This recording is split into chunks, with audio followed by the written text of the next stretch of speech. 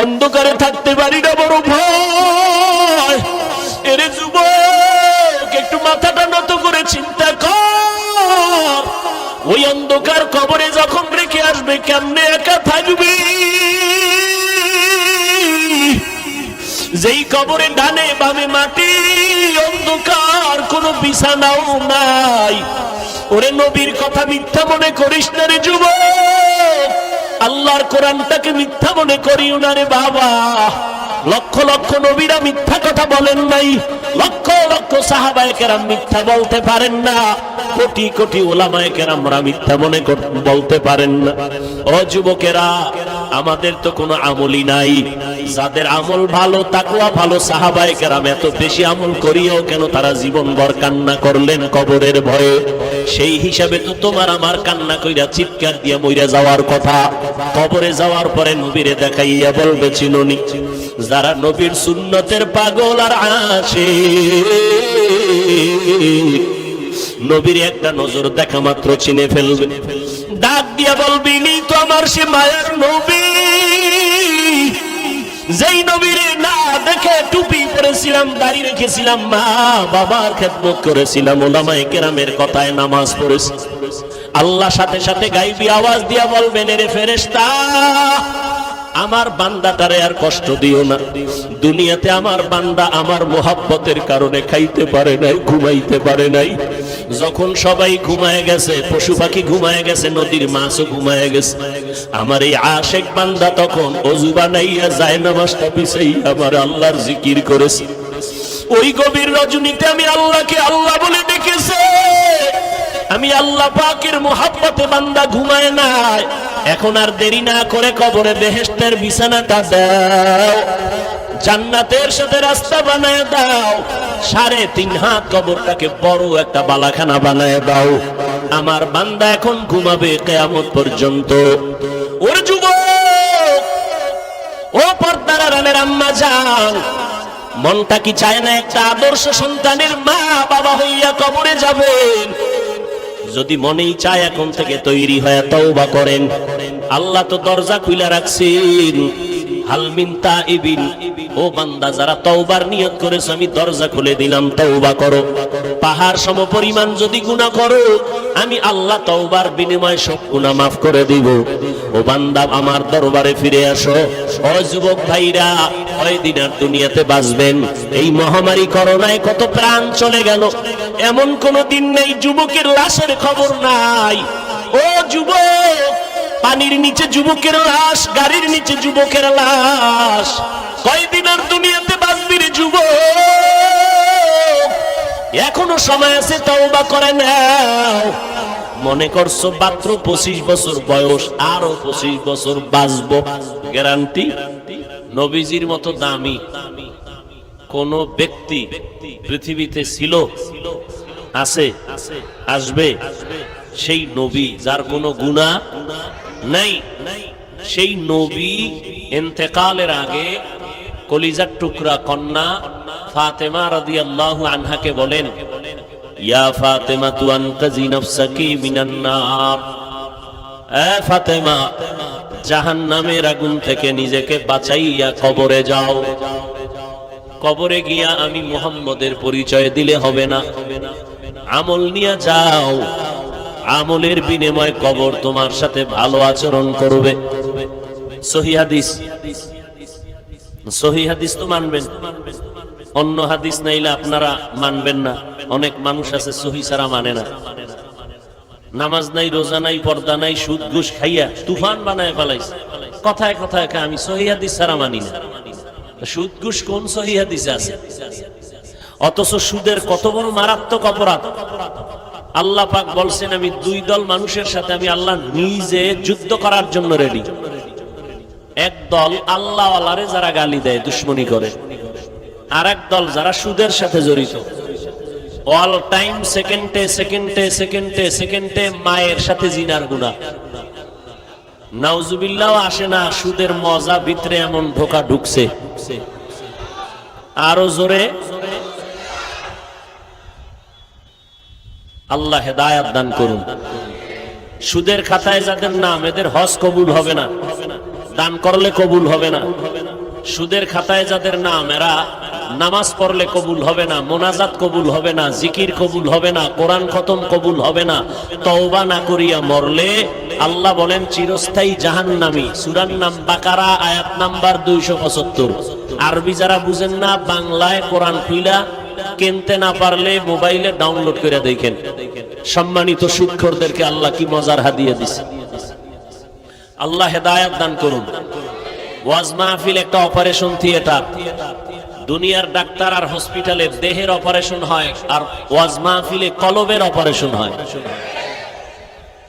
হসপিটালে অপারেশন আর এখানে অপারেশন কিছু কিছু মিল আছে, আবার কিছু কিছু মিল নেই। ওখানে যেমন টাকা যায় এখানেও টাকা যায়। এখানে টাকা দেওয়া লাগে না, দান সৎকা লাগে না, প্যান্ডেলে টাকা লাগে নাই, লাগে। ওখানে যেমন সময় ব্যয় হয় এখানেও সময় ব্যয় হয়। তবে ওখানে অস্ত্র আছে, চামড়া কাটবে, সেলাই করবে, নিদাবি সাইন নিবে, এখানে এগুলো নাই। কিন্তু ওখানে আরেকটা আছে কি, কান্না। এখানেও কান্না আছে। যেমন সিংহের থানার ওসি সাহেব এক আসামিরে ধইরা থানায় নিয়া, ওরে মায়ের বিসমিল্লাহ সারা, হারামও চোখে পানি নেই, শুধু চিৎকার দেয়। খুব খেয়াল করবেন, বেত্রাঘাত করলো আসামিকে, কান্দে না, চোখে পানি নেই, শুধু আওয়াজ, বাহানা। কিন্তু ওয়াজের প্যান্ডেলে একজন আমলওয়ালা মুত্তাকি আল্লাহওয়ালা বয়ান করে, 200 হাত দূরে বসে একটা যুবক চিৎকার করে কাঁদতেছে। যাদের মাথায় বুদ্ধি বেশি, আমগো টুপিওয়ালাদেরকে বোকা মনে করেন। একটু বলেন তো, থানার আসামিরে ফিডাইলো, কাঁদলো না। ওয়াজের প্যান্ডেলে যুবকটা প্যান্ডেলের পেছনে কাঁদে, ওরে মারলো কে?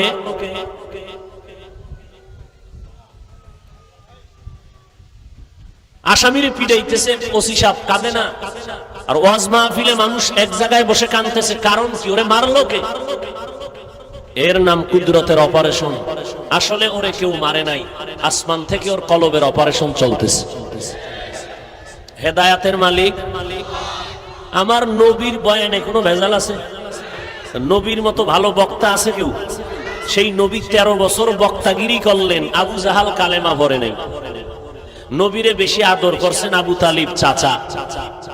নবী কয়, চাচা কানে কানে কালেমাটা কন। আল্লাহ আয়াত নাজিল করে বললেন, ইন্নাকা লা তাহদি মান আহবাবতা ওয়ালাকিন্নাল্লাহা ইয়াহদি মান ইয়াশা। পয়গম্বর, আপনি যদি মোহাব্বত কাউকে করেন, হেদায়েতের মালা গলায় দিতে পারবেন না। যদি আমি আল্লাহ চাই সম্ভব, আমি আল্লাহ যদি না চাই আপনি চাইলেও সম্ভব হবে না। আবু জাহিল হাতের মুষ্টির মধ্যে পাথর নিয়ে কয়, মুহাম্মদ যদি বলতে পারো হাতের মুষ্টিতে কি আছে, এখন নবী মানব। নবী বলেন, আমি জানি না তোমার হাতে কি আছে। কেন জানো না? আমি গাইবের মালিক না, গাইবের মালিক আল্লাহ। হাতের মুষ্টিতে যা আছো তোরা আওয়াজ দে। নবী এই কথা বলা মাত্র হাতের মুষ্টির পাথরগুলো কালেমা পড়া শুরু করলো। আবু জাহাল পাথরগুলো ফালায় দিয়ে কয়, মুহাম্মদ এত বড় জাদুকর আগে জানি নাই। হেদায়েতের মালিক মান ইয়াহদিহিল্লাহু ফালা মুদিল্লা লাহু ওয়া মান ইউদ্লিলহু ফালা হাদিয়া লাহু। আল্লাহ তাআলা বলেন, আমি যাকে হেদায়েত দিব সে হেদায়েতের দরজা দিয়ে ঢুকে যাবে। দুনিয়ার কেউ তার হেদায়েতের দরজা থেকে ফিরাতে পারবে না। আর যার কপাল বড় খারাপ, 1000 বার হেদায়েতের চেষ্টা করলেও কেউ তার হেদায়েতের দরজা দিয়ে ঢুকাইতে পারবে না। এটাই তো দুনিয়ার নিয়ম। ধান তো সবাই চায়, মাঠের মধ্যে যেন আমার 10 মণ ধান হয়, একটা চিটাও যেন না হয়। আল্লাহ কয়, তোর বয়ান চলবে না, আমি প্রত্যেকটা ধানের পাশে চিটা দিয়ে দিব। এটাই আমি নিয়ম করে দিলাম। কারণ রাতের অন্ধকার না থাকলে আলোর মর্যাদা বোঝা যায় না, চিটা না থাকলে ধানের মহব্বত বাড়ে না। ঠিক এই জমিনের মধ্যে সব মানুষ কালেমাওয়ালা হবে না, সব মুসলমান জান্নাতি হইয়া মরতে পারবে না। সবার মোনাজাত ধরবে ঠিকই, তবে সবার মোনাজাতে কান্না আসবে না। কেউ চিৎকার দিয়া কাঁদবে, আর একদল তাকায় তাকায় হাসবে আর কইবে, দেখ লজ্জা নাই কেমনে বুড়া মানুষটা কান্না করে। এটাই আমি আল্লাহর নিজাম, এটাই নিয়ম। আমি আল্লাহ দেখায় দিব দেখ বান্দা, একজনের চোখে পানি আর একজনের চেষ্টা করলেও পানি আসে না, কারণ আমি আল্লাহ হেদায়েত দিলে পাবে, যারা হেদায়েত দিব না সে হেদায়েত পাবে না। নবীর বয়ানে যদি আবু জাহাল হেদায়েত না পায়, আমার মতো মোল্লার বয়ানে কোনো হেদায়েতের চিন্তাও করা যায় না। এখানে সব হেদায়েত হবে? দেখেন না কেউ বই রয়েছে গজবের মোবাইল হাতে রেডি, কারণ ওই গজবে আটকায় নিছে নিজের জিন্দেগিরে। সারা রাত ঘুম নাই, মোবাইলের মোরাকাবা। বউয়ের হক আদায় করে না, গজবের মোবাইল। সন্তানের হক আদায় করে না, গজবের মোবাইল। বন্ধুত্ব নষ্ট করে ফেললো মোবাইল। সন্তানের লেখাপড়ারে জবাই করে দিল, গজবের মোবাইল। ঠিক নেই? এই মোবাইলটা নিয়ে অজাইয়াও বান্দা যদি নিয়ত করতো, আসছি একটু ওয়াজ মাহফিলে আলেমদের চেহারা দেখলো বরকত, একটু বয়ান শুনি তওবার নিয়তে বসি। শয়তান কয় না, মোবাইলটা ধইরা রাখ, বয়ান কানে দেওয়ার দরকার নাই, হুজুরেরা পুরান ওয়াজই করবে, নতুন কোনো ওয়াজ নাই, এটি সব তুই জানো।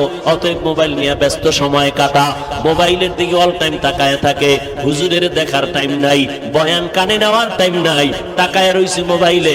ছবিটা আইলনি ঠিক মতো, রেকর্ডিং ভালো করে হইল নি, বয়ানের পর যখন যাবে দেখবে জিনেরা মোবাইল নিয়ে গেছে, আমও গেল সালাও গেল, খালি হাতে বাড়ি রওনা।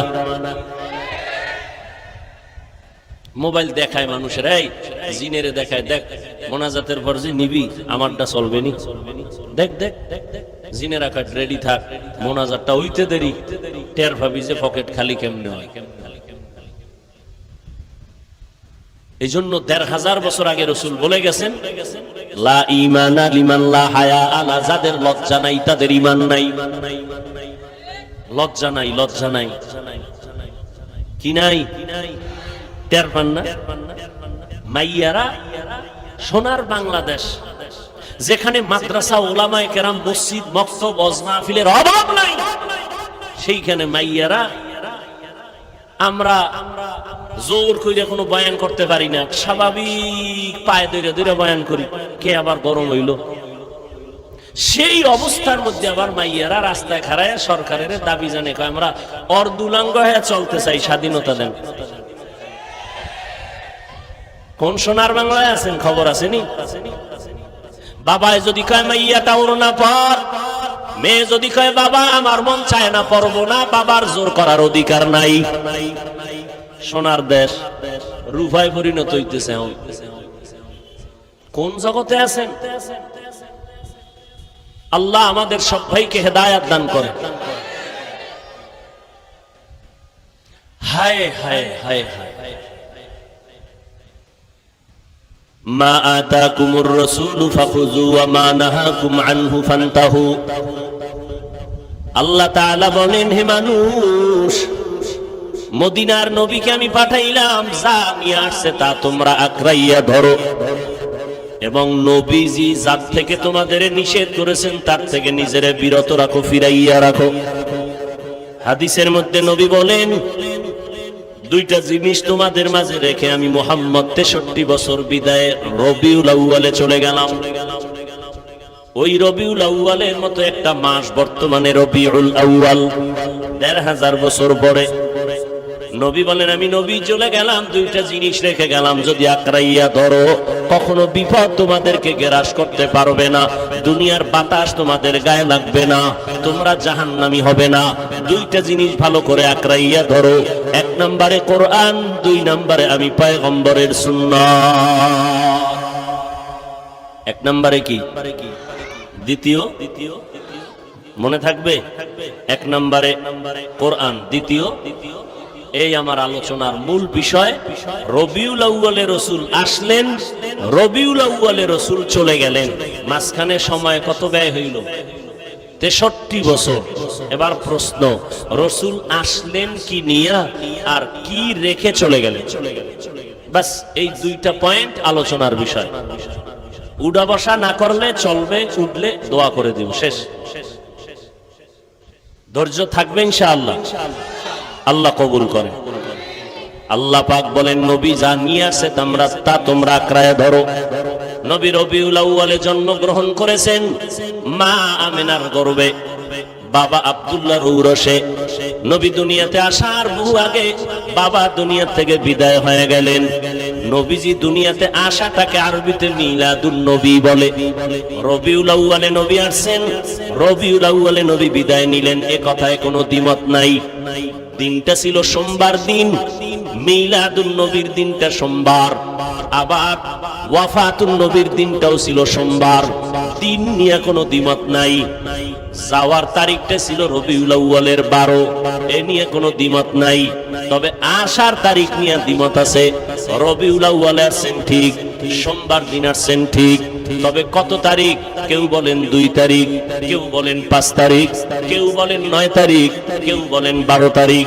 যেদিনই আসুক না কেন, নবী সোমবার দিন আসছেন এটাও ঠিক, রবিউল আউয়ালে আসছেন এটাও ঠিক।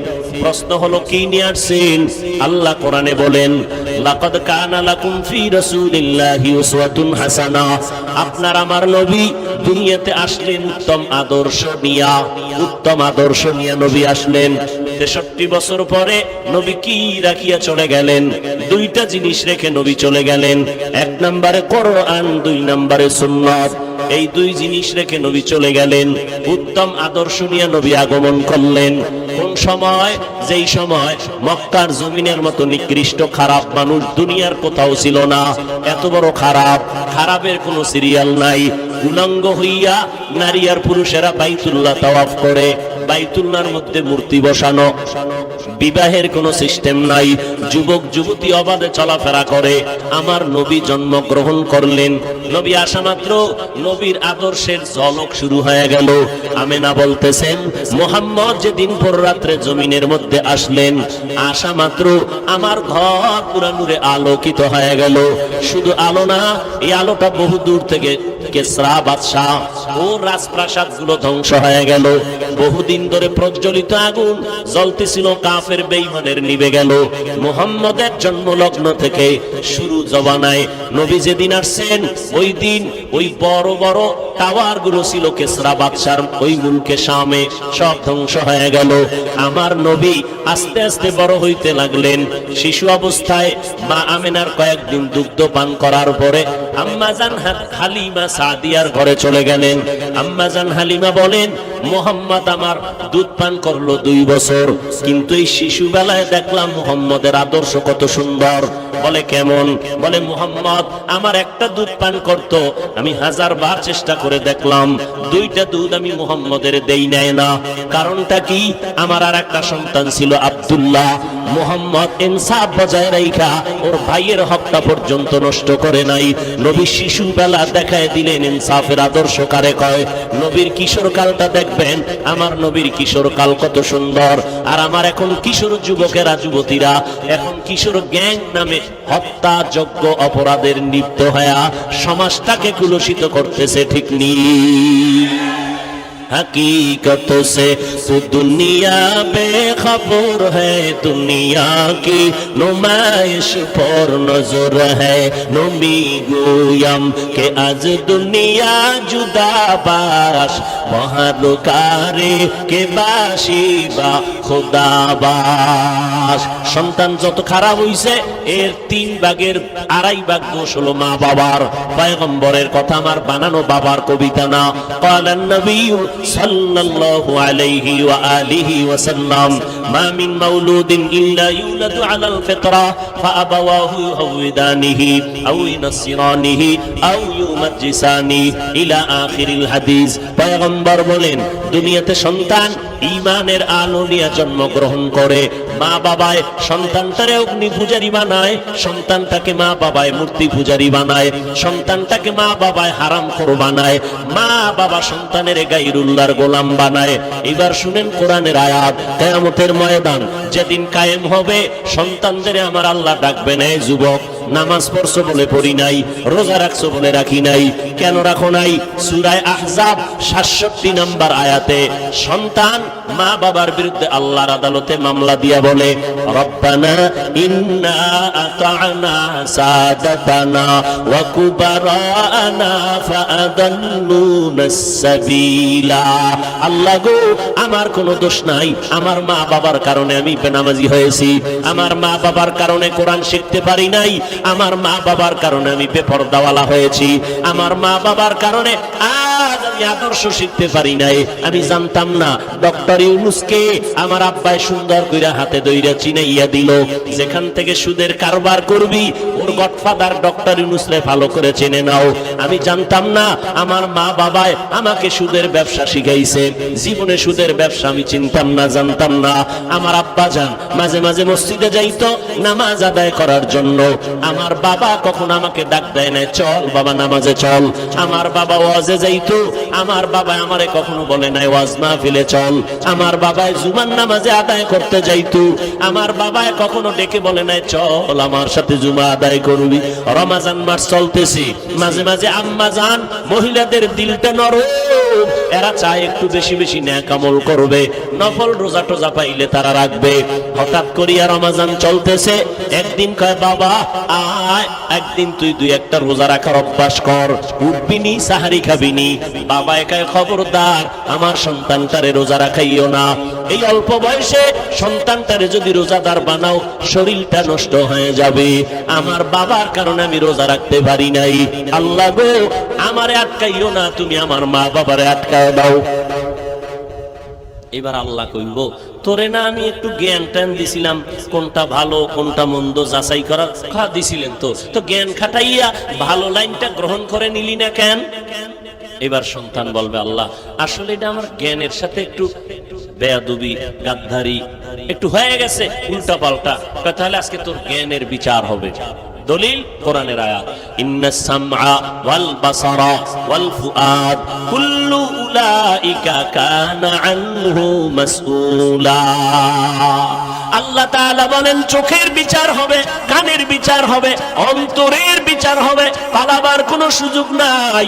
এবার বলবে আল্লাহ আমার বিবেকের যদি বিচার করো, তোমার কাছে আমার একটা আবদার আছে, যেই মা বাবার কারণে আজ আমি বেনামাজি হইলাম, বেপরদাওয়ালা হইলাম, কোরআন পড়তে পারলাম না।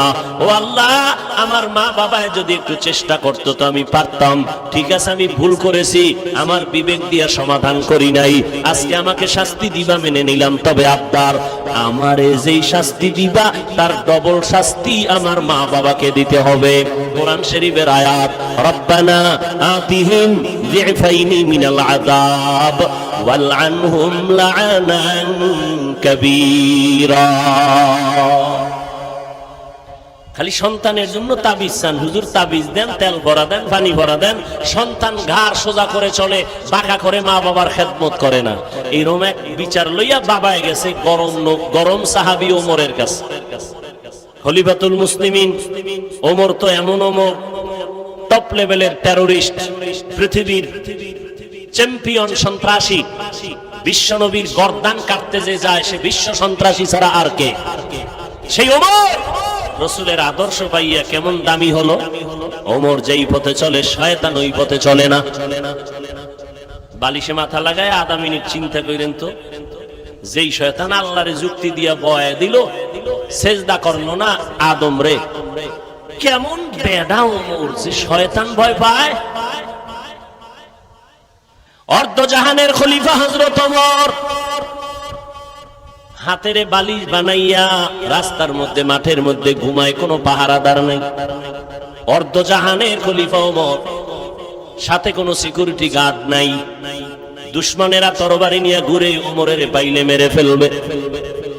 কোথায় ওমরের সুযোগ মতো পাই না, হঠাৎ খবর পাইল ওমর একটা খোলা ময়দানে একা ঘুমায়। দুশমন কয় এই সুযোগ হাতছাড়া করা যায় না। তরবারিটি নিয়ে যখন দুশমন আগাইল, এক কদম সামনে যায়, 5 কদম পেছনে যায়, অন্তরে ভয় আর ভয় আর ভয়। ওমরের কাছে কোনো অস্ত্র নাই, এরপর দুশমন কেন ভয় পায় বুঝি না। আমরা হুজুরেরা ফকিন্নির দল, আমগো টাকা নাই পয়সা নাই, মাদ্রাসা চালাই, দুনিয়া মানুষের আমগো দান সৎকা করে, আমাদের যাকাতের টাকা দেয়, আমাদের মাদ্রাসায় দান করে তো মাদ্রাসা চলে, আমাদের ইমামতি চলে মানুষের বেতন দিয়া, মানুষ বেতন দেয় তো আমাদের ইমামতি চলতেছে। আমরা চূড়ান্ত ফকিন্নি। আবার অনেক জাতি ভাইরা আমরা ভিক্ষা করে খাই। এত কিছু পাওয়ার পরেও বেঈমান যাদের অস্ত্রের অভাব নাই, টাকার অভাব নাই, ক্ষমতার চেয়ারের গরমের অভাব নাই, এরপরও তারা কেন না জানি হুজুরের ভয় পায়, আলেম ওলামাদের ভয় পায়। যদি ভয় না পাইতো আলেমের লিস্টি নাস্তিকেরা করতো না। আমরা হিন্দুদের বিরুদ্ধে কখনো এই স্লোগান নাই, আমরা হিন্দুদের বিরুদ্ধে কোনো বয়ান করি না, খ্রিস্টানের বিরুদ্ধে কখনো বয়ান করি না। কেন করমু? টাইম কই? ওরে মুসলমানেরই তো সাইজ কইরা টাইম পাই না, 12 মাস শেষ। ফজরের পরে বয়ান, জহুরের পরে বয়ান, আসরের পরে বয়ান, মাগরিবের পরে বয়ান করলাম কেরানীগঞ্জ। এইভাবে প্রতিদিন বয়ান চলে 12টা মাস। বৃষ্টি নাই, রৌদ্র নাই, পায়ে ধরে ধরে ধরে ধরে বয়ান করি। মনে হয় জানো আমি আপনার টাকার কেনা গোলাম। একটা কথা উচ্চ কণ্ঠে বলি না, মাথাটা নত কইরা বারবার পায়ে হাত দিয়ে বারবার বলি, ভাইজান 5 ওয়াক্ত নামাজ পড়েন, মা বাবার খেদমত করবেন, নবীর তরিকা মতো ব্যবসা করেন, স্কুলে পড়েন, কলেজে পড়েন, চাকরি করেন, ব্যবসা করেন, নবীর তরিকা মতো 5 বেলার নামাজ পড়েন। এত পায়ে ধরিয়া বলার পর দুই একটা কথা গরম হইয়া গেল নাকি? আবার মাঝে মাঝে ক্ষমা চাই। ভাইজানেরা মনে কোনো কষ্ট নেবেন না, ক্ষমা করবেন। আবার মোনাজাতে আল্লাহর দরবারে হাত তুলে ক্ষমা চাই, আল্লাহ মেহেরবানি করে জীবনের গুনাহ মাফ করে দেন, আজকের বয়ানের ভুল ত্রুটি মাফ করে দেন। এত বিনয় হইয়া বলার পর এরপরও 12টা মাস বয়ানে মুসলমান নামাজি হয় না। মুসলমানের সংখ্যা বাড়তেছে, মসজিদে জায়গা নাই, একতলা মসজিদ, দোতলা, 3 তলা, 4 তলা, মেইন রোড পর্যন্ত ব্লক হইয়া যায়। গুলশানে জুমায় যাই, 11টার আগে পুরা রোড ঘাট ভর্তি হয়ে যায়। মসজিদে মুসল্লি এত বেশি, কিন্তু দেখলাম তাকাইয়া কপাল বড় খারাপ। জুমায় ঢুকলো, ইমাম সাহেবের সাথে 2 রাকাত নামাজ, আগেও সুন্নাত পড়ে না, পরেরটাও পড়ে না। সালাম ফিরানের পরে এত জোরে দৌড় দিছে, আর একজন আর জুতা নিয়ে ঘরে হাজির। তারা খাইলে কয় টেস্ট করে দেখলাম। টের পাইছেন নি? মসজিদ ভরা মুসল্লি। আপনাদের এলাকায় জুমার দিন আজকে জুমা গেছে, মুসল্লি কম না বেশি? এই মুসল্লিগুলি কোথার থেকে আসছে? ওই সাটুরিয়ার থেকে না? তাহলে ওই ঢাকা কোথার থেকে আসছে? এই এলাকার। এরা ফজরে চুরি করতে গেছিল, তো ফজরে মসজিদে আইলো না কেন? আবার জুমা ফইরা দৌড়, আসরে নাই কেন? রাসূলের ভবিষ্যৎবাণী কিয়ামতের আলামত। মসজিদ বাড়বে, টাইলস হবে, মোজাইক হবে, মানুষের অন্তর সুন্দর হবে না। কয়েকদিন আগে আপনারা দেখছেন না, সভাপতি তাও পুরা পাওয়ার পায় নাই, ভার প্রাপ্ত। মসজিদের খাদেমের ধুমধাম ফিডাইয়া এবার গোষ্ঠী শুদ্ধা সব রসাতলে গেছি গা। মাইক দইরা মাপ চাইলো, চাওয়ার পরে এমন বউ গাইলে গেছো না মাতবাড়ি করতে হয়। খবর নাই, ফেসবুক চালান আপনারা, আমি কেমনে বই। এই হলো দুনিয়া। এবার চিন্তা করেন যে আমাদের মুসলমানের কি হালাত। অন্যদের বয়ান করব কখন? অথচ এই সব বাদ দিয়ে আমারে যদি 6 মাসের জন্য হিন্দুদের মন্দিরে বসায় দিতা, 6 মাসে সব দেশের হিন্দু কালেমাওয়ালা হয়ে যেত ইনশাআল্লাহ। আমরা মুসলমান হেদায়েতে আসি না কেন? ওই নামাজ না পড়লেও যে মনে করে হুজুরগো থেকে আমগো দিল পরিষ্কার, এই জন্য হেদায়েত হয় না। সে তো মনে করে আমি তো মুসলমান, আমি তো হুজুরের থেকে ভালো। তাহলে হুজুরের বয়ান জীবনে আর কলবে ঢুকবে না, কারণ সে নিজেকে মনে করে হুজুরের থেকেও কি ভালো। তো ও হুজুরের বয়ান জীবনে অন্তরে ঢুকবে না, এই জন্য হেদায়েত হয় না। একটা হিন্দু মসজিদের কিনারা দিয়ে যদি যায়, মাথা নত করে, মহিলারা গেলে কাপড় টেনে দেয়, আর আমগো আম্মা জানেরা, বোনেরা ওড়না টানবে কসু, গলার মাফলা বানাইয়া টান টান করে হেঁটে যায়। স্বাধীন দেশ, কথা বললেই তোমার বিপদ। কি বয়ান শুনবেন বলেন? কোন লাইনে বয়ান করলে মানুষ হেদায়েতে আসবে বলেন? নবীর ওয়াজে হেদায়েত না পাইলে আমার অস্ত টাইমই নেই। এরপরেও আমরা আশা ছাড়ি নাই, একটা বান্দাও যদি তওবা করে, এটাই আমাদের জীবনের সার্থকতা। আলহামদুলিল্লাহ, ফায়দা হচ্ছে তো। বহু যুবক আলহামদুলিল্লাহ স্কুলে পড়ে, কলেজে পড়ে, কিন্তু 5 বেলার নামাজ বাদ দেয় না। আছে না নাই? এটা ওয়াজের ফসল, তাবলীগের ফসল, আল্লাহওয়ালাদের বরকত। এই ওয়াজ মাহফিলও যদি বন্ধ হয়ে যাইতো তাহলে আমরা উপরে মানুষ উত্তর থেকেও খারাপ হয়ে যেত। উপরে ফিটফাট, ভিতরে কুকুরের থেকেও খারাপ, হিংস্র জানোয়ারের থেকেও অন্তর খারাপ হয়ে গেছে আমাদের। ভাই বাইরে চাই মেরে ফেলবে। এই সোনার বাংলায় কি দেখেন নাই বলেন? মা নিজের সন্তান ফ্রিজে আটকায় মেরে ফেলাইছে। এই সোনার বাংলায় কি দেখতে চান? বাবা নিজের মেয়েটাকে হোটেলে রাখছে, রাইখা কয় আজকের জন্য তুই স্ত্রী। এ তো সোনার বাংলার খবর। হাটাজারি থানায় এই কয়েক মাস আগে, এক বছর হয় নাই, হাটাজারি থানা চট্টগ্রাম, দুই ভাই ভাগে টাকা দিয়ে একতলা ছাদ দিয়ে বিল্ডিং করছে। দুই ভাই দুই পাশে থাকে।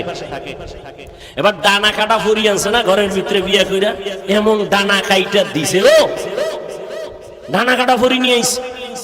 সুন্দরী রূপসী বিশ্ব সুন্দরী ডানা কাটা পরি ঘরে নেওয়ার পরে এই পরিতে আইসা কয় বাপ মার লাগে থাকা যাবে না, ডানা কাটো, খাইডা হেনতে চলো।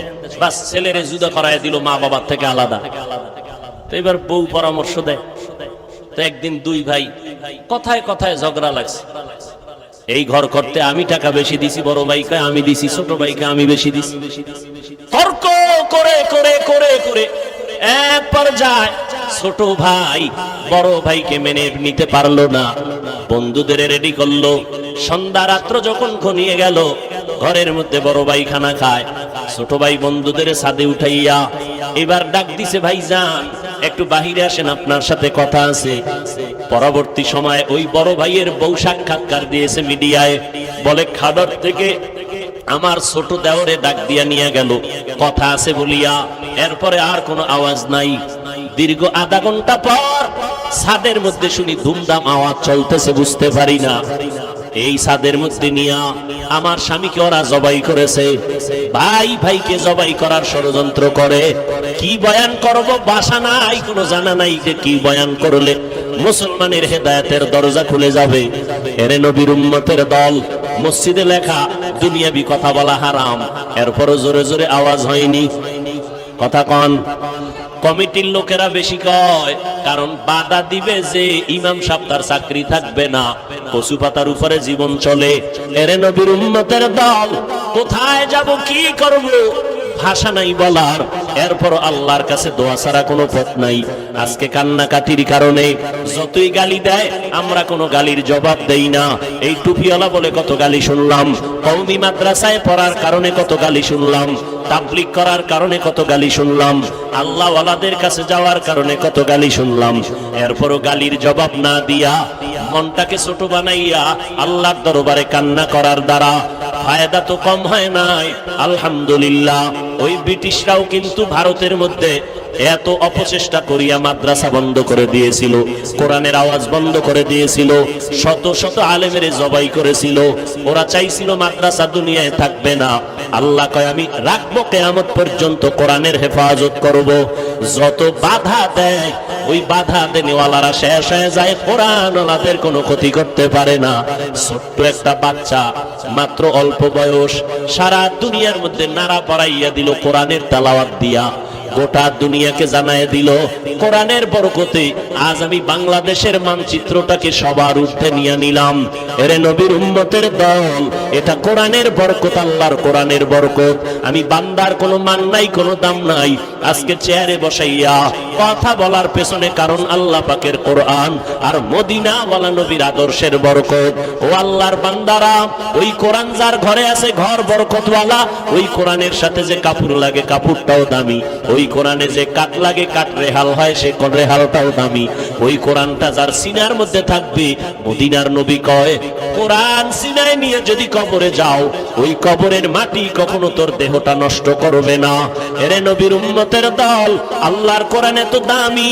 আল্লাহর নবী কয় দুইটা জিনিস রেখে আমি বিদায় নিলাম, এক নম্বরে কোরআন, দুই নম্বরে আমার সুন্নতের আমল। আল্লাহর কোরআন ধরবা সওয়াব, পড়বা সওয়াব, দেখবা সওয়াব।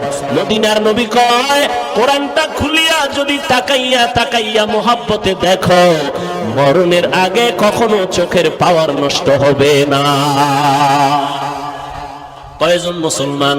এখানে সবাই মুসলমান, এখানে সবাই হাজী সাহেব, সবাই মুমিন মুসলমান, কিন্তু কয়জন মুসলমান বলতে পারবেন আমার ছেলেটা কোরআন পড়তে জানে, আমার মেয়েটা কোরআন পড়ে?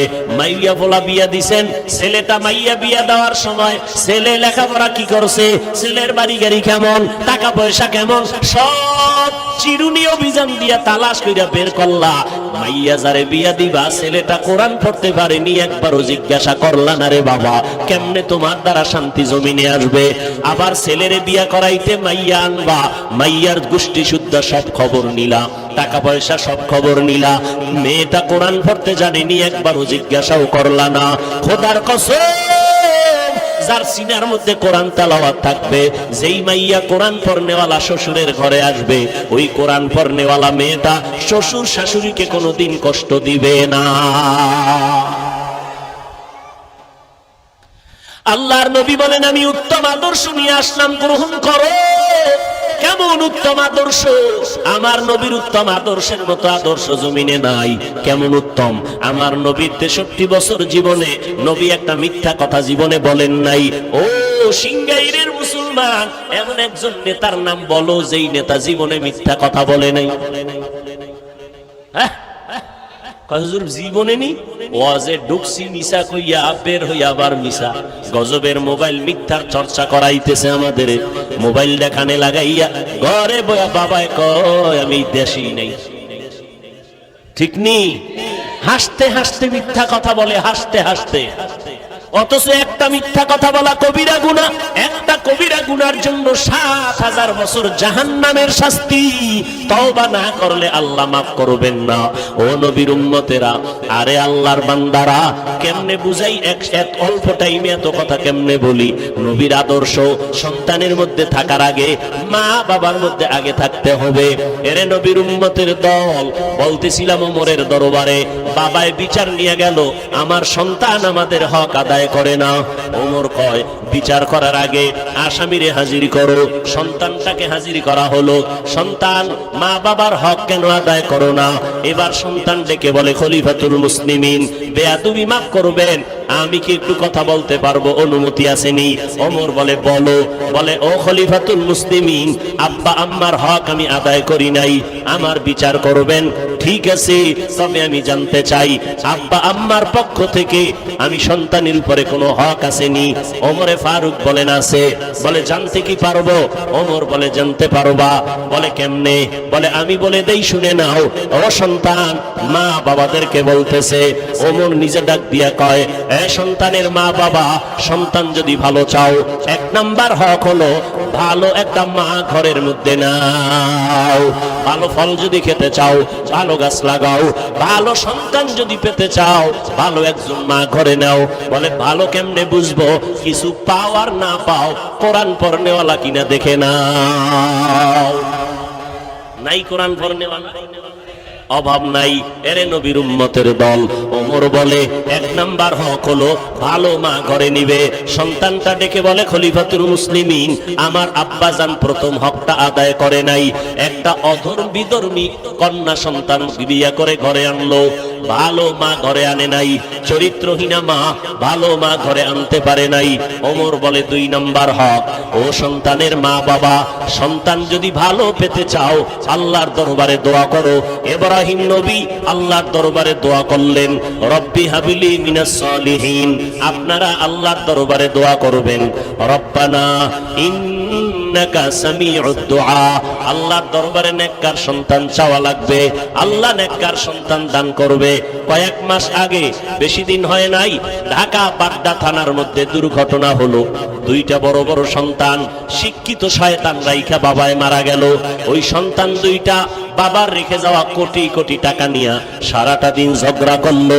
বাবার লাশটা পড়ে রইল, 24টা ঘন্টা গেল, লাশটা দাফন করার সময়টাও পায় নাই। ও সিংগাইরের মুসলমান, এমন কুলাঙ্গার সন্তান জন্ম দিয়া কি লাভ হবে বলো? আর এমন কুলাঙ্গারের বাবা দাবি কইরা কি লাভ হবে বলো? অথচ কত যুবকের ব্যবহারে কলিজা ঠান্ডা হয়ে যায়। ও যুবক, কি পড়ো? বলে আমি বিএ পাস করছি, স্কুলে পড়ি, কলেজে পড়ি, আমি ডাক্তারি পড়ি। ব্যবহার এত সুন্দর, 5 বেলার নামাজ পড়ে, এলাকার মুরব্বীরা কলিজা দিয়া দোয়া করে। যুবকটা স্কুলে পড়লে কি হবে, কলেজে পড়লে কি হবে? ব্যবহারটা কলিজা ঠান্ডা করে দেয়। ওই সন্তান শুধু একা দোয়া পায় না, ওর মা পর্যন্ত দোয়া পায়, ওর বাবা পর্যন্ত দোয়া পায়। এই জন্য আমি সারা বাংলাদেশে ঘুরে ঘুরে বলি, আমি বয়ান করিয়া কাউকে এই কথা বলি না, সবাই স্কুল ছেড়ে মাদ্রাসায় আসো, কলেজ ভার্সিটি ছেড়ে দাও, আমগো মতো হুজুর হও, একবারও আমি বলি না। বরং স্কুলে যারা পড়েন তাদেরকে আমি গ্যারান্টি দিয়া বলবো, স্কুলে লেখাপড়া বন্ধ করবা না। যারা কলেজে লেখাপড়া করো, কলেজের লেখাপড়া বন্ধ করবা না। কেউ যদি বুঝায়, খবরদার ওই লেখাপড়া ছাড়িয়া আসবা না। আমাদের মাদ্রাসা লাইনে তোমার মতো সন্তান দরকার নাই, কারণ আমার মাদ্রাসায় আলেম ওলামা মুফতি মুহাদ্দিসের অভাব নাই, কিন্তু আমার অভাব হইল দেশের মধ্যে আদর্শবান ডাক্তারের অভাব, আমার দেশে মুসলমান ইঞ্জিনিয়ারের অভাব, আমার দেশে মুসলমান আদর্শওয়ালা এমপি মন্ত্রীর বড় অভাব, আমার দেশে আদর্শবান মুসলমান এসপিডিসি ওসি সাহেবের বড় অভাব। ওখানে লেখাপড়া করো, আদর্শবান ডাক্তার হও, আদর্শবান ইঞ্জিনিয়ার হও, স্কুল কলেজে লেখাপড়া করে আদর্শবান একজন ডিসি হও, এসপি হও। যদি আজকে আমার জেলা সারা বাংলাদেশের ডিসি এসপি আদর্শবান মুসলমান কোরআন পড়নেওয়ালা আদর্শবান হইতো, আমাদের বয়ান করতে এত পেরেশানি করতে হতো না। পেরেশানি হতে হতো, গান বাজাইতে অনুমতি লাগে না, ওয়াজের অনুমতি নিতে নিতে চামড়া শেষ হয়ে যায়, এত ওয়াজ লাগবে না। ওরে আল্লাহর বান্দা, এই ওয়াজের মাধ্যমে আমরা কাউকে গালি দেই না, বরং পায়ে ধইরা ধইরা ধইরা ধইরা বিনয়ের সাথে বয়ান কইরা বুঝাই, সুদ খাইও না, ঘুষ খাইও না। র্যাব আর্মি পুলিশ বিডিআর সরকার মিলিয়া এই বাংলাদেশে মদ বন্ধ করতে পারে নাই, গাঞ্জা বন্ধ করতে পারে নাই, তাস আর জুয়া বন্ধ করতে পারে নাই। এদেশের ওলামায়ে কেরামের কান্নার বয়ানের কারণে এই জমিন থেকে লক্ষ লক্ষ গাঞ্জা করেরা গাঞ্জা ছেড়ে দিছে, জুয়া করেরা জুয়া ছেড়ে দিছে। আজকে 5 বেলার নামাজি আদর্শবান সন্তান হয়েছে, ঠিক কিনা বলেন? আমরা পাও ধরে বয়ান করি, আমরা কেউ বেত্রাঘাত করতে বলি না। এরে ভাই যুবক, ওমরের কথাগুলো দাঁড়াইয়া শুনতেছে। ছেলেটা বলে, ওমরে ফারুক খলিফাতুল মুসলিমিন, আমার আব্বা দ্বিতীয় হকটাও আদায় করে নাই। 3 নাম্বার হক, সন্তান যখন গর্ভে আসবে মা বেশি বেশি আল্লাহর কাছে দোয়া করেন, বেশি বেশি আমল করবেন। আমার আম্মা জান আমি গর্ভে থাকা অবস্থায় আমল কি করবে জানা নাই। ওমর বলেন, এরপরের হক, সন্তান দুনিয়ায় যখন ভূমিষ্ঠ হবে মদিনাওয়ালা নবীর তাবিজ লাগাইয়া দাও, ডান কানে আরবি আজানের আওয়াজ দাও, বাম কানে আরবি ইকামতের আওয়াজ দাও। সন্তান বলে, খলিফাতুল মুসলিমিন, আমার আব্বা জান এই হকটাও আদায় করে নাই। ওমর বলে, তারপরের হক হলো 7 দিনের দিন সন্তানের চুল ফালাইয়া দাও, এরপরে সন্তানের পারলে আকিকা করাও এবং সুন্দর একটা নাম রাখো, যেই নামটা দিনের সাথে মিলে যাবে আল্লাহওয়ালাদের সাথে। কারণ মদিনার নবী বলেন, কিয়ামতের ময়দানে আল্লাহ হবেন রহিম, বান্দাকে জাহান্নামে দিতে চাইবেন না, বাহানা খুঁজবেন, কোন একটা লাইন পাওয়া যায়নি জান্নাতে দেওয়ার। দেখবে বান্দার নেক আমল নাই জান্নাতে দেওয়ার মতো, আল্লাহ শেষ পর্যন্ত খুঁজে দেখবে বান্দার নামটা ইসলামের লাইনে আসেনি, আমার কোন খাস বান্দা কোরআনওয়ালার সাথে মিল আসেনি। নবী বলেন, যখন বান্দার নামটা কোরআনওয়ালার সাথে দেখবে মিলে গেছে, আল্লাহ বলবে, যা আমার বন্ধুর নামের বরকতে তোরে জান্নাত দিয়ে দিলাম। আতিনা ফি দারে দুনিয়া না হাসান, আতিনা ফি দারে উকবা না হাসান, ইয়া গিয়াসাল মুস্তাগীসিন হদিনা লাফতিখারা বিল উলুমে ওয়াল গিনা। সন্তানের নাম হৃদয়, সবুজ গম্বুজ, বেরাস ফায়ার, হাসি খুশি, বৃষ্টি আছে না নাই? সারা দুনিয়া খুঁজো, সারা দুনিয়াতে বিধর্মীদের ঘরে খুঁজে দেখো, আব্দুর রহমান নামে একটা ছেলে পাওয়া যাবে, রহিমা নামে একটা মেয়ে পাওয়া যাবে নি। আমরা মুসলমান কেন এত বেহায়া হইলাম, এত নির্লজ্জ কেন হইলাম? দুনিয়ার কোন বিধর্মী মুসলমানের নাম সিলেক্ট করে নাই, অথচ আমরা কেন ঘরে ঘরে বিধর্মীদের নাম সন্তানের ডাকি? ব্যাপারটা কোথায়? ইসলামের নাম কি টান পড়ে গেল? মুসলমানের নামে কি অভাব? নবী বলে একটা নামের বিনিময়ে সন্তান জান্নাত পাবে। ওমর কয় প্রথম বাবার হক, সন্তানের ভালো নাম রাখো। ছেলেটা কয় ও খলিফাতুল মুসলিমিন, আমার আব্বা চান ভালো নাম রাখে নাই। কয় তোর নাম কি? কয় জউল, জিম আইন লাম, জুয়েল কোয়েল দোয়েল নাম, যেই নাম বলার দ্বারা গজব নেমে আসবে, অহরহ গজব।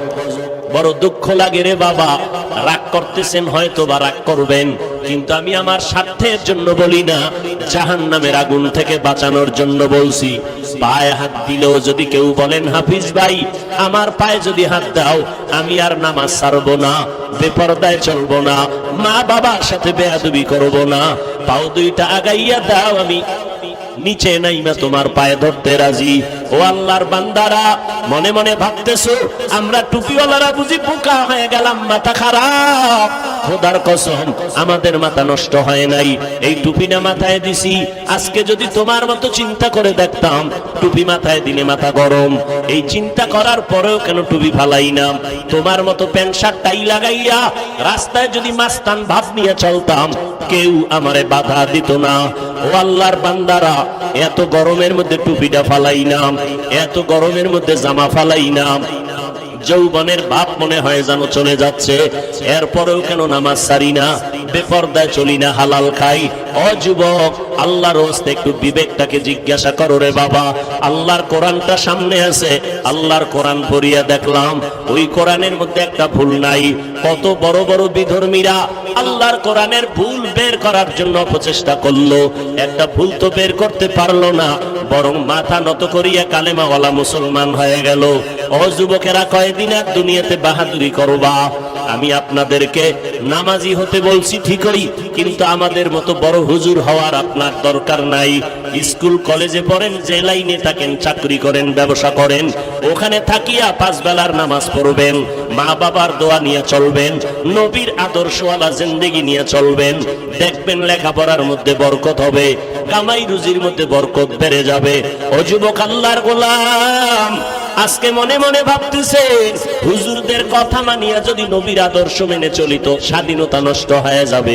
ও আল্লাহর বান্দারা, আপনারা আমাকে একটু জবাব দিবেন, আমরা যারা নবীর তরিকা মেনে চলি আর আপনারা যারা নবীর তরিকা মানেন না, বলেন আপনারা আমাদের থেকে কত আগাইয়া আছেন সম্মানে? আমি আপনাকে রেজাল্ট দিয়া যাই, যদি ভুল বলি আমাকে দাঁড়াইয়া বলবেন, আমি সবার সামনে তওবা করে নিব।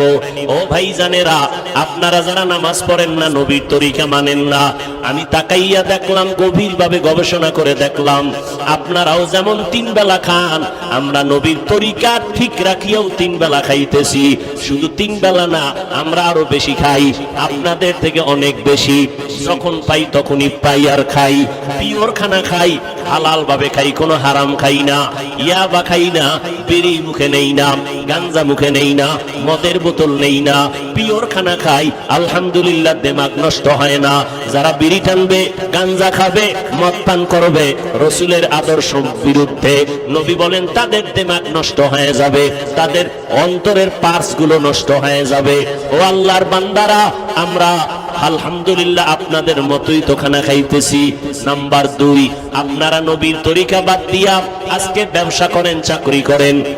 আলহামদুলিল্লাহ, আমরা নবীর তরিকা ঠিক রাইখাও তো ব্যবসা চাকরি করতেছি, আমাদের লাইনে ব্যবসায়ী চাকরিজীবীর অভাব নাই। আপনি নবীর তরিকা বাদ দিয়া, মা বাবার খেদমত বাদ দিয়া আপনারা দেশ বিদেশ স্বাধীনভাবে সফর করেন। আলহামদুলিল্লাহ, আমরা নবীর তরিকা ঠিক রাখিও তো দেশ বিদেশ সফর করি, আমাদের স্বাধীনতাও তো কখনো নষ্ট হলো না। আপনারাও যেমন স্বাধীনভাবে আছেন, আমরাও তো স্বাধীনভাবে আছি। শুধু তাই না, দেখা হলে এমপি সাহেব বলে হুজুর সালাম দোয়া চাই, মন্ত্রী মহোদয় বলে হুজুর সালাম দোয়া চাই, মানুষ দোয়ার জন্য দৌড়ায়। তাহলে নবীর তরিকা মানার কারণে তো আমরা আমগো স্বাধীনতা নষ্ট হয় নাই। এবার 2 নাম্বার আপনার বিবেকের জিজ্ঞাসা করব, আমার মতো হুজুর না, মাওলানা না, আপনার লাইনে জেনারেল লাইনের মানুষ, সাধারণ মানুষের মধ্যে নজর করেন। আপনার মতো বান্দা স্কুল কলেজে পড়ে নামাজি অভাব নাই। আপনার মতো বান্দা র্যাব, আর্মি, পুলিশ, বিডিআর এর চাকরি করে, 5 ওয়াক্ত নামাজি আছে না নাই? তাহলে আপনার বিবেকটাকে জিজ্ঞাসা করেন, আপনি কেন পারেন না? আপনার মতো আমার মতো বান্দা রাস্তায় গাড়ি চালায়, ড্রাইভারি করে, এক বেলার নামাজও বাদ দেয় না। আপনার বিবেক নামের আদালতকে বলেন আপনি কেন পারবেন না? আপনার আমার মতো যুবক সন্তান, আপনার আমার মতো বান্দাটা শ্রমিকের কাজ করে, নদীর মধ্যে মাছ ধরে, কৃষি কাজ করে, গামছা বিছাইয়া নামাজ পড়ে নেয়, এক বেলার নামাজও বন্ধ করে না। আপনি নিজেকে প্রশ্ন করেন আপনি কেন পারবেন না? ও যুবক আল্লাহর গোলাম, আপনার কি মনটা চায় না?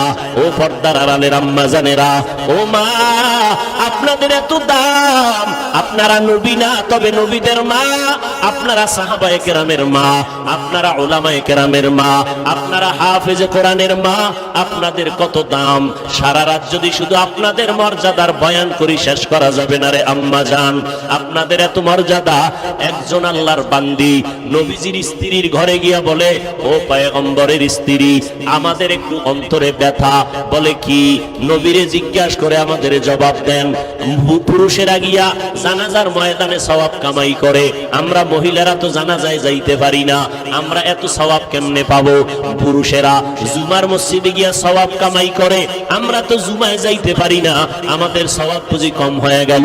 পুরুষেরা জিহাদের ময়দানে গিয়া সওয়াব কামাই করে, আমরা তো জিহাদের ময়দানে যেতে পারি না।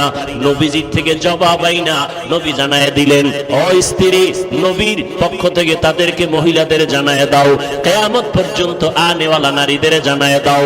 ও পর্দার আড়ালের মা বোনেরা, আল্লাহর নবী জবাব দিয়েছেন, পুরুষেরা জুমায় গিয়া সওয়াব পাবে, জানাজায় গিয়া সওয়াব পাবে। আপনার জানাজায় যাওয়া লাগবে না, জুমার মসজিদে যাওয়ার প্রয়োজন হবে না। ঘরের মধ্যে থাকিয়া স্বামীর মাল হেফাজত করবেন, সন্তানগুলো আদর্শওয়ালা বানাবেন, স্বামীর জন্য দোয়া করবেন, পর্দা রক্ষা করে চলবেন। যদি ঘরের মধ্যে বসিয়া নির্জন জায়গায় নামাজ পড়েন, মদিনার নবী বলেন, পুরুষেরা জিহাদের ময়দানে আর জানাজার ময়দানে জুমার মসজিদে গিয়া যেই পরিমাণ সওয়াব পাবে, আল্লাহ তাআলা নারীদেরকে ওই সওয়াব ঘরের মধ্যে দান করে দিবেন। এরপরও আমগো একদল হুজুরেরা পাগলের মতো হয়ে গেছে আম্মাজানদেরকে রাস্তায় নামানোর জন্য। এই জন্য আমি মাঝে মাঝে বলি, আওয়ামী লীগ ওয়ালারা ইসলামের ব্যানার টানাইয়া মানুষের ধোকা দেয় না, বিএনপি ওয়ালারা ইসলামের ব্যানার টানাইয়া মানুষের ধোকা দেয় না। তারা বলে না আমরা ইসলামের ব্যানার লাগাইছি, আসো আমরা ইসলাম কায়েম করব। আওয়ামী লীগ ওয়ালারাও বলে না, অতএব তাদের নিয়ে টেনশন নাই, টেনশন আমাদের তাদেরকে নিয়ে যারা ইসলামের ব্যানার টানাইয়া আবার বলে আমি মাওলানা, আমি বড় ডক্টর, আমি বড় একজন আলেম, আলেমের নাম নিয়া বক্তা হইয়া চেয়ারে বৈশা উম্মতের সামনে বয়ান করে কয় নবীরাও ভুল করেছেন, আল্লাহ নবীদের দিয়া ভুল করাইছেন। তখন বড় সমস্যায় পড়ে যাই যখন একজন আলেম নামদারি স্টেজের মধ্যে বৈশা মানুষের কয় কোরআন শরীফের মধ্যে ভেজাল আছে। ও ভাইজানেরা, এই কথাগুলো তো ইন্ডিয়ার খবর না, সোনার বাংলার তাজা খবর। বেশি 1 বছরও হয় নাই, কয়েক মাস আগের খবর শুনাইতেছি। ইউটিউব সার্চ দিয়া বের করো ওই বক্তা কারা। এই ময়দানে আইসা বলে কাজা নামাজ পড়া লাগবে না, বক্তা হইয়া বলে নফল ইবাদত লাগবে না, বক্তা হইয়া বলে জুমার আগে সুন্নাত লাগবে না, বক্তা হইয়া সাধারণ মানুষের বয়ান দিয়া বলে বেশি বেশি নফল ইবাদতের দরকার নাই। এইভাবে কথা বলিয়া বলিয়া উম্মতের বিভ্রান্ত করে। আমাদের টেনশন হলো ইসলামের ব্যানারওয়ালা ধোঁকাবাজ মুনাফিকের নিয়া। ১৫০০ বছর আগে মদিনাওয়ালা নবী বলছেন, এই উম্মতেরা, আলেম দেখলে যাইও না, সাবধান। এই জমিনের মধ্যে একদল ওলামা থাকবে চূড়ান্ত খারাপ, আর একদল ওলামা থাকবে চূড়ান্ত ভালো। ক্বালান নবী সাল্লাল্লাহু আলাইহি ওয়া আলিহি ওয়াসাল্লাম, আলা ইন্না শাররাশ শাররি শিরারুল উলামা ওয়া ইন্না খায়রাল খিয়ারি খিয়ারুল উলামা। দুনিয়াতে খারাপের তুলনায় সবথেকে খারাপ হলো উলামা, আবার ভালোর তুলনায় তুলনায় সব থেকে ভালো হলো উলামা। যারা খারাপ তাদেরকে বলে বাতিল, আর যারা ভালো তাদেরকে বলে আহলে হক। অতএব উলামাদেরকে লাগবে। উলামা কেরাম ছাড়া আমল করা যাবে না, উলামায়ে কেরাম ছাড়া নিজের অন্তর ধোলাই করা যাবে না, নবীর আদর্শ খুঁজে পাওয়া যাবে না। তবে খবরদার, উলামাদের কাছে যাইতে গিয়া বাতিলের কাছে যেন না যাই। সাবধান সাবধান, যারা কাজা নামাজ লাগবে না বলে তারা বাতিল, যারা বলে বেশি নফল ইবাদত লাগবে না তারা বাতিল, যারা বলে বিতিরের নামাজ লাগবে না তারা বাতিল। যেই বক্তা আলেম বলে নবীরা ভুল করেছেন, আল্লাহ নবীদেরকে দিয়া ভুল করাইছেন, সন্দেহ নাই এই আলেম নামের রাসূলের হাদিস মতে আহলে বাতিল। গীবত করলাম না কেন? হিংসা অন্তরে না? ভণ্ডদের বিরুদ্ধে, বাতিলের বিরুদ্ধে কথা বলা এটা ঈমানের দাবি, এটা কখনো হিংসা না। আমার নবী ভণ্ড বাতিলের বিরুদ্ধে বলেছেন কি বলেন নাই? অতএব বাতিলের বিরুদ্ধে। আরে কি কয়, কোরআন শরীফের মধ্যে অনেক ভেজাল। নাউজুবিল্লাহর আওয়াজে বোঝা গেল ওই পক্ষের কিছু বাতিল আছেন নাকি? কোরআন শরীফে ভেজাল আছে? হ্যাঁ, যেই বক্তা কয় যে হাদিসের থেকেও কোরআনে জাল বেশি, এবার কোন দেশে আছেন চিন্তা করেন। হায় হায় হায়, আল্লাহ হেদায়েত দান করুন। এরে নবীরা আশিক, এজন্য উলামায়ে আহলে হক কেমনে বুঝবেন কারা হক আর বাতিল?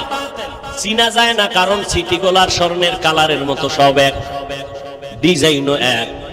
যারা উলামা হক তাদেরও দাড়ি আছে, টুপি আছে, যারা বাতিল তাদেরও দাড়ি টুপি আছে না নাই? চিনবেন কি করে কে বাতিল কে হক? স্বর্ণ আর সিটিগোল চিনার মতো যেমন ব্যবস্থা আছে, হক বাতিল চিনার মতো ব্যবস্থা আছে। ওটা কষ্টি পাথর, হক বাতিল আলেম চিনার কষ্টি পাথর হলো কোরআন আর সুন্নাত। আপনি বুঝবেন না, যাদের অন্তর চক্ষু খোলা আছে তারা দেখলে বুঝে ফেলবে।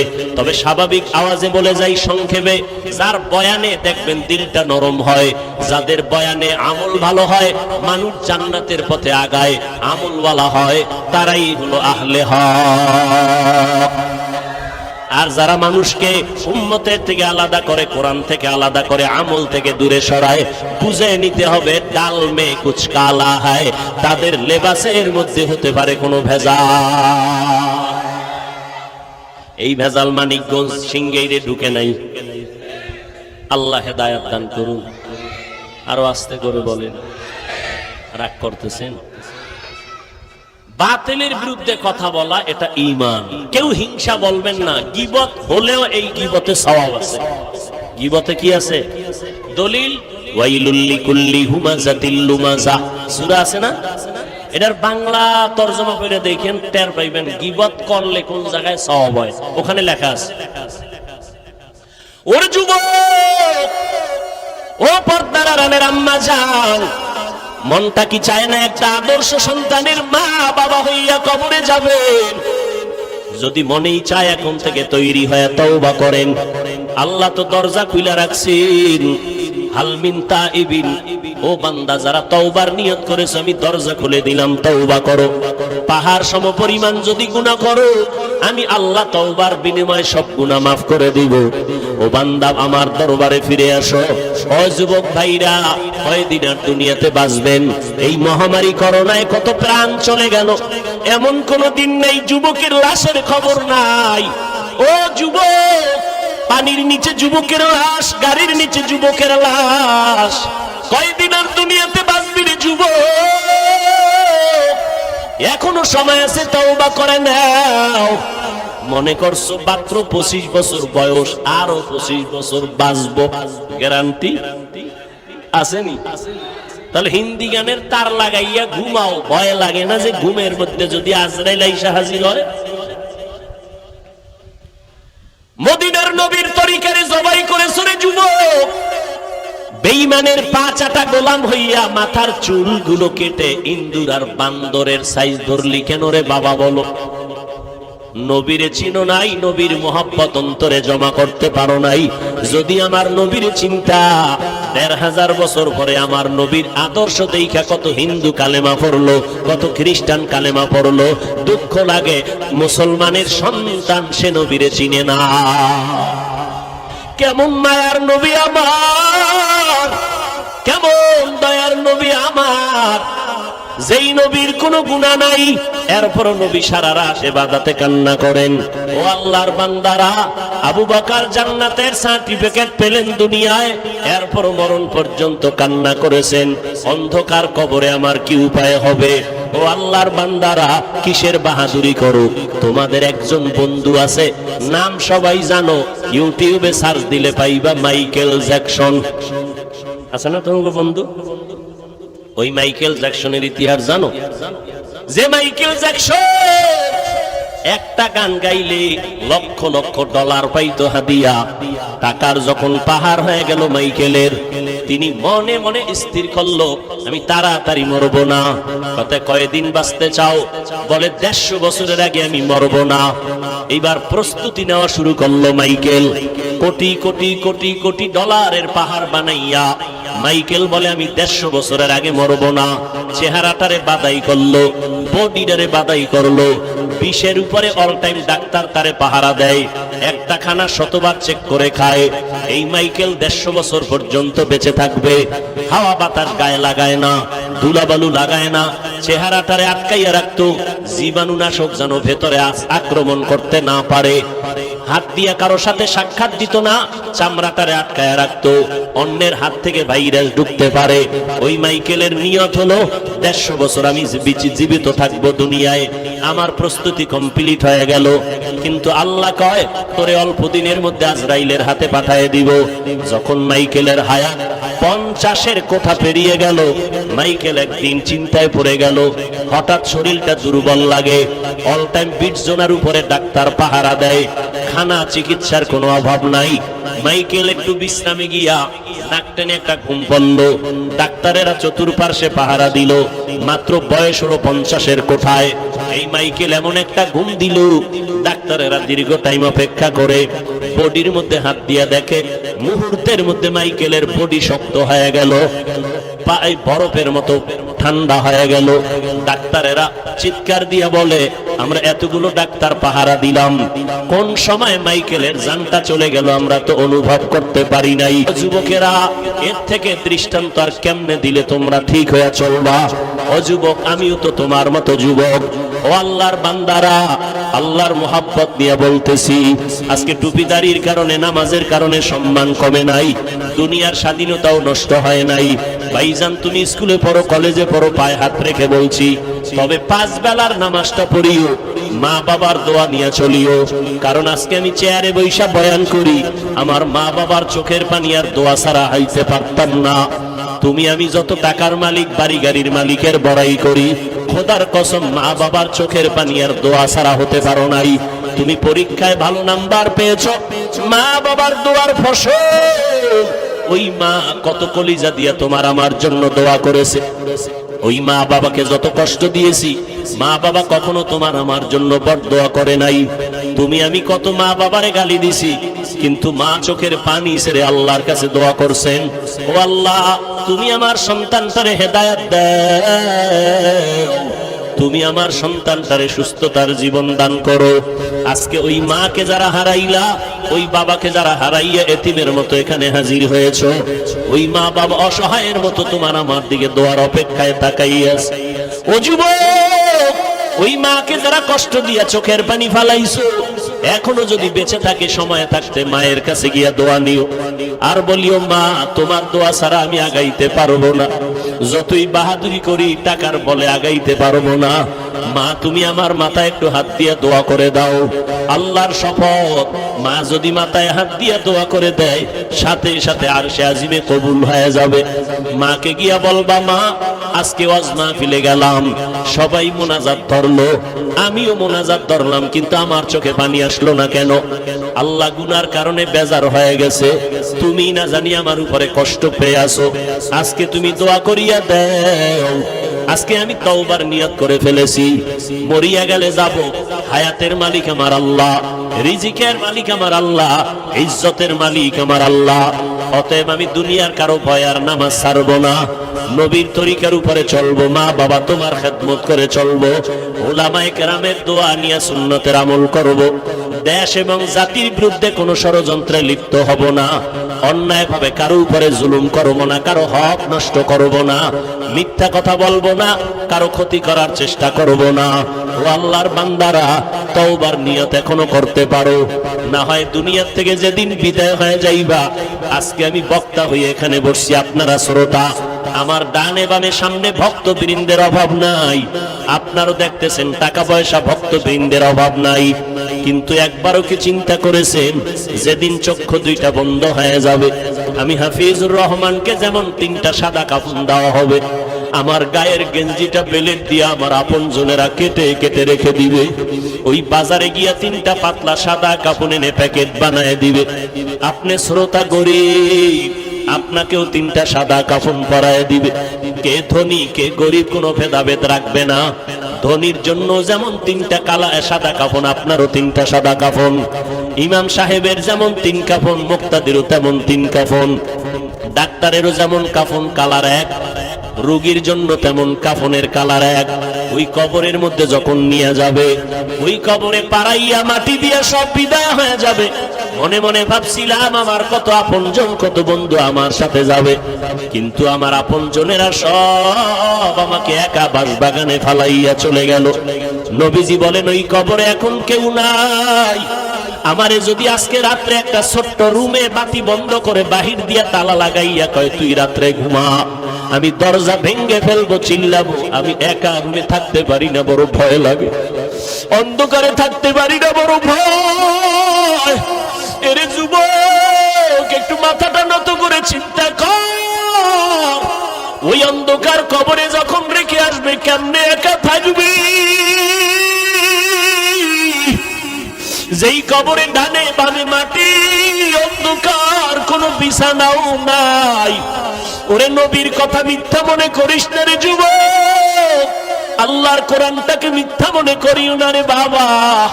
লক্ষ লক্ষ নবীরা মিথ্যা কথা বলেন নাই, লক্ষ লক্ষ সাহাবায়ে কেরাম মিথ্যা বলতে পারেন না, কোটি কোটি উলামায়ে কেরামরা মিথ্যা মনে বলতে পারেন না। ও যুবকেরা, আমাদের তো কোনো আমলই নাই। যাদের আমল ভালো, তাকওয়া ভালো, সাহাবায়ে কেরাম এত বেশি আমল করিয়াও কেন তারা জীবনভর কান্না করলেন কবরের ভয়ে? সেই হিসাবে তো তোমার আমার কান্না কইরা চিৎকার দিয়া মইরা যাওয়ার কথা। অথচ কপাল খারাপ, একবারও বাবার জন্য এক ফোঁটা চোখে পানি আসলো না রে যুবক, মায়ের বিরহে এক ফোঁটা কান্না আসলো না। এত পাষাণ হৃদয় কেন হইলা রে বাবা? এখনো পারলে 2টা চোখ বন্ধ করে আমার মাওলারে অন্তর দিয়া ডাকো, আর মনে মনে বলো, হে মালিক, এই ময়দানে আমার মতো গুনাহগার কেউ নাই রে আল্লাহ। আমার গুনার খবর আমার মা জানে না, ভাই জানে না, ভাই বোনেরা জানে না, আমার স্ত্রী সন্তানেরা জানে না। আমার অন্যায়ের খবর যদি আজকে সিংগাইরের মানুষ জানতো, আমারে বয়ানে একবারও বসার সুযোগ দিত না। ও দয়ার মালিক, আপনি জানেন আমি বড় কত অপরাধী। আপনি আমার অপরাধের কথা জানিয়াও পানি বন্ধ করেন নাই, বাতাস বন্ধ করেন নাই, সূর্যের আলো চাঁদের আলো বন্ধ করেন নাই, খানাও বন্ধ করেন নাই রে আল্লাহ। আজকে বুঝতে পেরেছি আমার একদিন মরণ হবে, কবরে যাওয়া লাগবে। নবী বলেন ওই কবরে কে ধনী কে গরিব, কে মাওলানা কে মুফতি কে পীর সাহেব কোনো ভেদাভেদ নাই। সবার জন্য 3টা প্রশ্ন কবরে রেডি হয়ে যাবে। আমাকেও যেমন 3টা প্রশ্ন করবে, আপনাদেরও 3টা করবে। রবের পরিচয় দাও, ধর্মের পরিচয় দাও, রাহমাতুল লিল আলামিনের পরিচয় দাও। নবীজি বলেন কারা জবাব দিতে পারবে? দুনিয়াতে যারা রবের গোলামি করে যাবে তারা কবরে গিয়া জবাব দিবে রব্বি আল্লাহ, আমার রব একমাত্র আমার আল্লাহ।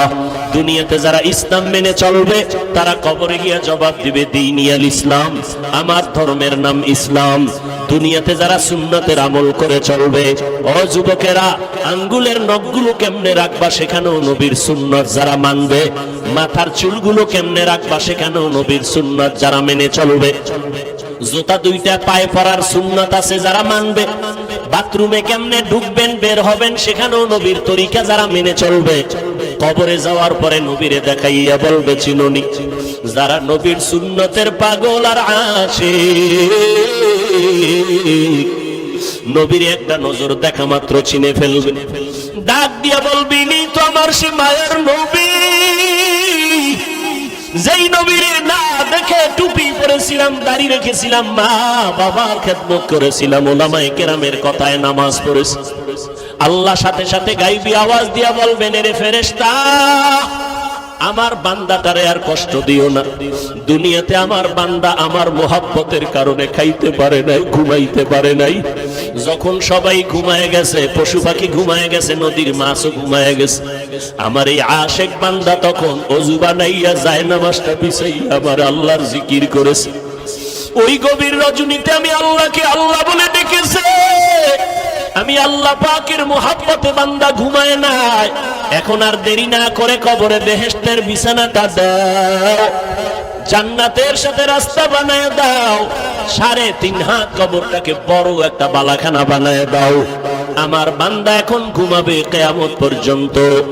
নবী আফসোস করে বলেন, দুনিয়াতে যারা রবের গোলামি করবে না, আল্লাহর দ্বীন ইসলাম মানবে না, নবীর সুন্নাত মানবে না, এই সমাজে একদল কপাল পোড়া আছে, চূড়ান্ত কপাল পোড়া। নিজেও নামাজ পড়ে না, যারা নামাজ পড়ে তাদেরকেও পছন্দ করে না, নিজেও পর্দা করে না, যারা পর্দা করে তাদেরকেও পছন্দ করে না। এমন কপাল পোড়া, নিজেও মুনাজাতে কান্না করে না, যারা কান্না করে তাদেরকেও পছন্দ করে না, নিজেও পর্দা করে না, হালাল খায় না, যারা হালাল খায় তাদেরকেও পছন্দ করে না, নিজেও মসজিদে যায় না, যারা মসজিদে যায় তাদেরকে পছন্দ করে না, নিজেও নবীর সুন্নাত মানে না, যারা মানে তাদেরকেও পছন্দ করে না, নিজেও আল্লাহর জিকির করে না, যারা জিকির করে তাদেরকেও পছন্দ করে না। এমন গুনাহগার তওবা না করিয়া যদি কবরে যায়, 3টা প্রশ্নের একটা জবাবও দিতে পারবে না। নবীজি বলেন, তখন আমার আল্লাহ গায়বী আওয়াজ দিয়া রাগান্বিত হয়ে বলবেন, ও ফেরেশতা, এই নাফরমানের আর কোনো সুযোগ দিও না। দুনিয়াতে আমি কম সুযোগ দেই নাই। আমার দেওয়া পানি, আমার দেওয়া বাতাস, আমার দেওয়া সূর্যের আলো, চাঁদের আলো, মাছ, আমার দেওয়া জমিনের ফসল, গাছের ফল খাইয়া কত বড় নিমক হারাম, একবারও আলহামদুলিল্লাহ বলে নাই। ওলামায়ে কেরাম পায়ে ধরে ধরে নামাজের কথা বলতো, এক বেলার নামাজে মসজিদে যায় নাই। এখন আর সুযোগ দিও না, কবরে জাহান্নামের বিছানাটা দিয়া দাও, জাহান্নামের সাথে রাস্তা খুলে দাও। কবরে জাহান্নামের আগুন একটা না, দুইটা না, 70 থেকে 99টা সাপ কবরে আসবে। আল্লাহর নবীকে আল্লাহ পাক বলতেছেন, নবী জানায় দেন, সর্বশেষ আমার আল্লাহ কবরের মাটিকে ডেকে বলবেন, এ কবরের মাটি, এই বেঈমান আর নাফরমানের 2 পার্শ্ব থেকে জোরে জোরে চাপ দাও। এত জোরে মাটি চাপ দিবে, পাজরের হাড়গুলো চুরমার হয়ে যাবে। অনেকে কবরের আযাব বিশ্বাস করে না। আল্লাহ মাঝে মাঝে কত কবরে আগুন দেখায় দেয়, কত কবরে সাপ বিচ্ছু ধোঁয়া দেখায় দেয়। আবার এই বাংলাদেশেই প্রমাণ আছে, কত কবরের লাশ 30 বছর পর্যন্ত তাজা ছিল, কাফনে কোনো দাগ লাগে নাই। ও আল্লাহর বান্দা, যত কবরে আযাব হলো বেনামাজিদের কবর, আর যত কবরের লাশ তাজা পাওয়া গেল সব হলো নামাজিদের কবর। হেদায়েতের মালিক আল্লাহ। যাদের তওবা করার নিয়ত আছে অন্তরে, আল্লাহ তো অন্তরের খবর জানেন। খাঁটি অন্তরে যাদের তওবার নিয়ত আছে, মরিয়া গেলে যাবো আর নামাজ ছাড়বো না, মা বাবারে কষ্ট দিয়া বরদোয়া নিব না, দেশের বিরুদ্ধে জাতির বিরুদ্ধে ষড়যন্ত্র করব না, ওলামায়ে কেরামের পরামর্শ নিয়ে নবীর তরিকা মতে চলবো। তওবা করার যদি নিয়ত হয়, অন্তরে যদি কোনো দুর্বলতা মুনাফিকি না থাকে, খাঁটি তওবা যাদের নিয়ত আছে তওবা করার মতো, আল্লাহর মহব্বতে খাঁটি তওবার নিয়তে 2 হাত আল্লাহকে দেখাইয়া দেই। আয় আল্লাহ, আমাদের হাতগুলো কবুল করে নেন, আমাদের তওবা কবুল করে নেন। কারো হাত খালি ফিরাইয়া দিয়েন না রে আল্লাহ। মেহেরবানি করে মরণ পর্যন্ত তওবার উপরে মজবুত হইয়া চলার তৌফিক দান করেন, আমিন। আলহামদুলিল্লাহি রাব্বিল আলামিন, ওয়াসসালাতু ওয়াসসালামু আলা সাইয়্যিদিল আমবিয়াই ওয়াল মুরসালিন ওয়া আলা আলিহি ওয়া আসহাবিহি আজমাইন। ইয়া আরহামার রাহিমিন, ইয়া আরহামার রাহিমিন, ইয়া আরহামার রাহিমিন। রব্বিরহামহুমা কামা রব্বায়ানি সগীরা। আল্লাহুম্মা ইন্না নাউযু বিকা মিনাল বারাসি ওয়াল জুনুনি ওয়াল জুযামি ওয়া সাইয়্যিল আসকাম। ও দয়ার মালিক, কুদরতের নজর দিয়া তাকাইয়া দেখেন রে আল্লাহ, কত উলামায়ে কেরাম, কত মুরব্বী, কত হাজী সাহেব, কত ব্যবসায়ী, চাকরিজীবীরা হাত তুলেছেন। পর্দার আড়ালে কত মা বোনেরা হাত তুলেছেন। আমার কলিজার টুকরা কত যুবক, কত ছাত্র ভাইরা হাত তুলেছেন। আয় আল্লাহ, দুনিয়াতে যেদিন আসছিলাম কত পবিত্র ছিলাম, মা বাবা কত আদর করেছিলেন। ওই সুন্দর জীবনটা নফস শয়তানের ধোঁকায় গুনাহ করিয়া নাপাক করে ফেলেছি। আজকে তওবার দরজায় ফিরে আসছি, আর গুনাহ করব না রে আল্লাহ। আয় আল্লাহ, মেহেরবানি করে আমাদের সকলের জীবনের সমস্ত গুনাহগুলো মাফ করে দেন আল্লাহ।